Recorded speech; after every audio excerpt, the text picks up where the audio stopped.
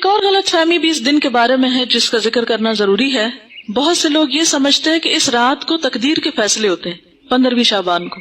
ٹھیک ہے کہ تقدیر لکھی جاتی ہے اور اس کو کر دیتے ہیں مکس کس کے ساتھ؟ لیلۃ القدر کے ساتھ. لیلۃ القدر جو ہے وہ رمضان کی رات ہے. قدر کا کیا معنی ہے؟ نمبر 1 تقدیر، نمبر 2 اندازہ، نمبر 3 تنگ ہونا. اس رات اتنے فرشتے اترتے ہیں کہ زمین تنگ ہو جاتی ہے ان کے لیے. نمبر 2 یہ کہ وہ بڑی قدر و قیمت والی رات ہے کہ قرآن نازل ہوا تھا انا انزلناہ فی لیلۃ القدر.